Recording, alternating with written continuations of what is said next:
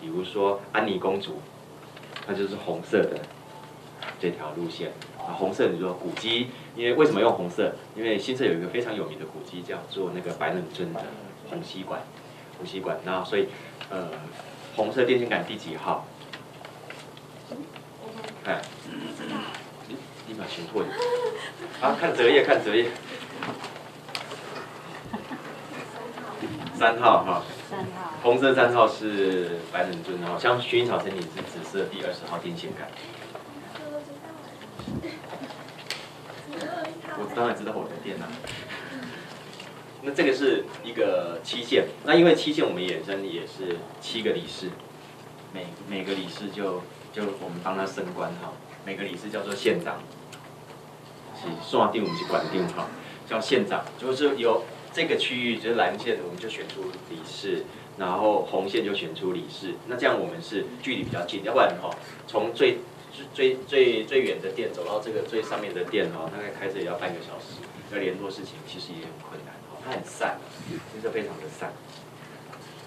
这个是我们衍生出来的这些，只是好规划7条导引系统，并增加各路线的号码哈，提升游客的方便哈。就像我们在做捷运哈，我们做到 R1 哈B18这样的一个站，我们只要做出来就可以了哈。然后推选出县长，然后负责各县的整合哈。好，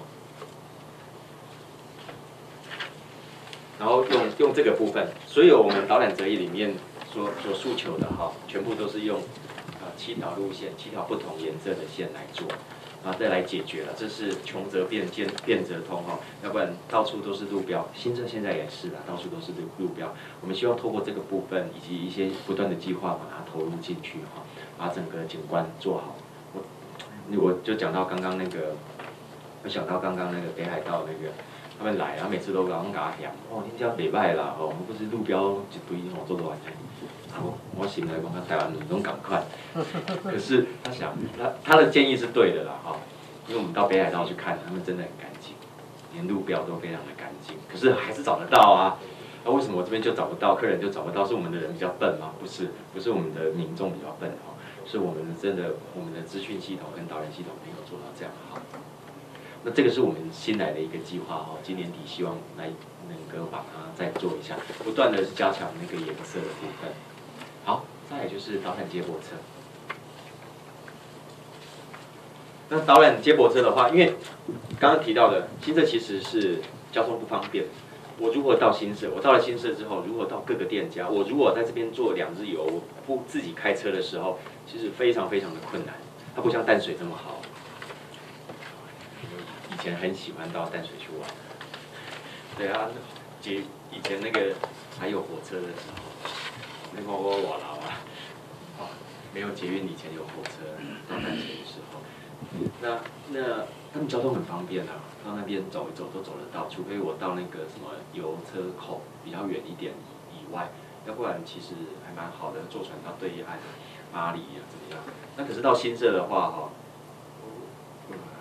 我从薰衣草森林走到安妮公主要1个多小时，那不可能。那我们是隔壁店，隔壁啊。所以这个其实交通上非常非常的困难。那如果我要到这边定点旅游，我要住要去玩的时候，会衍生这样。那除了交通不好找，第2个找不到，客人真的找不到。哦，那个你讲的薰衣草森林的地址叫做中和村中兴街20号。安妮公主是中兴街223号，啊20号走到223号要走1个多小时，那不可能，你按地址会找不到的啦，会找不到，而且不在同一条路上，不同路哦，这个其实是一个非常困难的状况。我本来很抱怨，你知道吗？后来有一次我去日本找地哈，我找那个地址啊，找地址找一找，我发现哈，阿免抱怨，而且不能地址哈完全找无了。他那个什么港区几丁2之1之5，你怎么找？你知道吗？吹我，他完全没有次序跟规则。他最先开的叫做1之1啦，啊，然后第2个开的可能隔500公尺叫1之2啦，那第3开的在这个旁边叫1之3啦。会呀，完全吹我，所以从此我不再抱怨台湾不好找，我觉得台湾还蛮好找的。我还知道20巷是在20号那边，好，20号转过去那条巷子叫20巷，在东京我找不到，完全找不到。你看了地图你也气死，然后拿那个地址给计程车司机，他妈吹我，你们找不到。他们逻辑是用那个邻里的那个概念的哈，所以台湾不一定不好。那因为这样子，所以我们开始就思考，就是说，交通的问题。找不到的问题，是不是有可能来做导览接驳车？哈，那这些接驳车里面，钱哪里来？然后以后怎么管理，就变成我们非常重要的一个议题。哈，来，接驳车我们要买车，没有钱。我刚刚讲协会一定没有钱，那你去找政府机关，我告诉你，政府机关除非你做出成绩，不然他不会给你，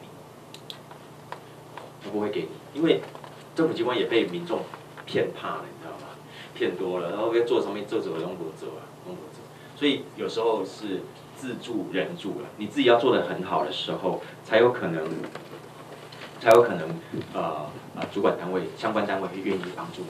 你如果只是都不做任何事情，只是那边抱怨说政府不给你，那当然不给你啊，你也不做，我钱丢下去是一定是没效果的。